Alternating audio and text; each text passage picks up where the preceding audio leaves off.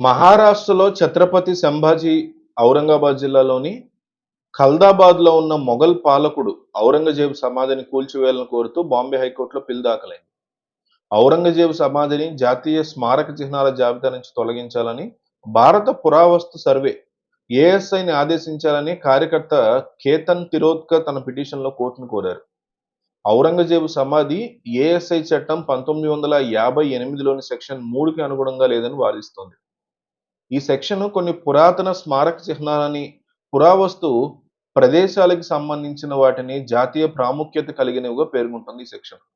ఔరంగజేబు సమాధి 14వ శతాబ్దపు చిష్టి సాధువు షేక్ జైనుద్దీన్ దర్గా సముదాయంలో ఉంది.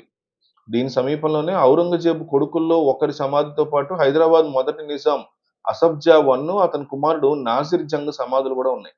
ఈ సమాధులను కూడా కూల్చివేయాలని పిటిషన్‌లో కోరుతున్నారు.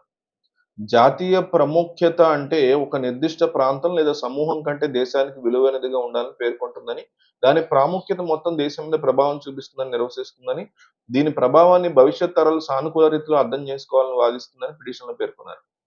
ఔరంగజేబు సమాధి జాతీయ ప్రాముఖ్యతని సూచిస్తూ ఒక జాతీయ స్మారక చిహ్నంగా ఉండడం అనేది స్వయంగా చేసుకున్న అవమానం. భారత్‌లో Genghis Khan, Mohammad Ghori, Alexander వంటి వ్యక్తులు మనం ఎప్పుడూ స్మారక చిహ్నాలను ఏర్పాటు చేయలేదని పిటిషన్‌లో పేర్కొన్నారు. ఇటీవల విక్కీ కౌశల్ నటించిన 'చావా' సినిమా తర్వాత ఔరంగజేబు సమాధిని మరాఠా గడ్డ మీద తొలగించాలని డిమాండ్ వ్యక్తమవుతుంది. ముఖ్యంగా సినిమా తర్వాత మహారాష్ట్రలో భావోద్వేగాలు బలపడ్డాయి.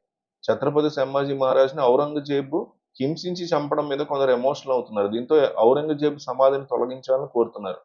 ఈ నేపథ్యంలో రీసెంట్‌గా నాగపూర్‌లో ఘర్షణ వాతావరణం చోటు చేసుకున్న సంగతి మనకు తెలిసిందే. అయితే ఈ అంశం విషయంలో బీజేపీ హైకమాండ్ చాలా సీరియస్‌గా ఉందని, త్వరలోనే పవన్ కళ్యాణ్ గూడా మహారాష్ట్రకు వెళ్లి నాగపూర్ ప్రాంతంలో పర్యటన చేసేటువంటి అవకాశం ఉందని వార్తలైతే గట్టిగా వినిపిస్తున్నాయి. ఔరంగజేబు సమాధి చుట్టూ మహారాష్ట్రలో రాజకీయ, మతపరమైన వివాదాలు ఉద్రిక్తతకు దారితీశాయి. 2 వర్గాల అల్లర్లతో నాగపూర్ అట్టుడుకుతోంది. దాడులు, ప్రతిదాడుల్లో చాలా మందికి గాయాలయ్యాయి. పదుల సంఖ్యలో వాహనాలు ధ్వంసమయ్యాయి. దీంతో నాగపూర్ కర్ఫ్యూ విధించారు. నిషేధాజ్ఞను ఉల్లంఘిస్తే కఠిన చర్యలు తప్పవని పోలీసులు హెచ్చరికలు జారీ చేశారు. మొఘల్ రాజు ఔరంగజేబు సమాధిని తొలగించాలన్న డిమాండ్‌తో రీసెంట్‌గా కొన్ని సంఘాలు ర్యాలీ నిర్వహించాయి. మొన్న ఒక రోజు రాత్రి ఇది కొనసాగింది. ఈ క్రమంలో పలు పుకార్లు వ్యాపించడంతో మహల్ ఏరియాతో పాటు పలు ప్రాంతాల్లో రాళ్లు రువ్విన ఘటనలు చోటు చేసుకున్నాయి. ఇది దాడులు, ప్రతిదాడులకు కారణమైంది. చాలా మంది గాయపడగా కొన్ని బైకులు, వాహనాలు ధ్వంసమయ్యాయి. ఆ తర్వాత రాత్రి 11 గంటల సమయంలో హసన్‌పూర్ ప్రాంతంలో మళ్లీ దాడులు జరిగాయి. ఆందోళనకారులు పలు వాహనాలకు నిప్పు పెట్టారు. కార్లు, స్కూటర్లు, బైకులు, ఆటోలు ఇలా ఇష్టానుసారంగా కనిపించిన వాహనాలను కనిపించినట్టు తగలెట్టారు. వాటి అద్దాలను పగలగొట్టారు. పోలీసులు రంగంలో దిగి అదుపులో తెచ్చేందుకు ప్రయత్నం చేయడంతో వారి మీద రాళ్లు రువ్వారు.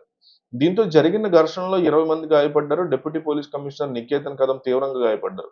2 వర్గాల మధ్య ఉద్రిక్తతలు తీవ్రతను దృష్టిలో పెట్టుకుని నాగపూర్ పోలీసులు కర్ఫ్యూ కూడా విధించారు.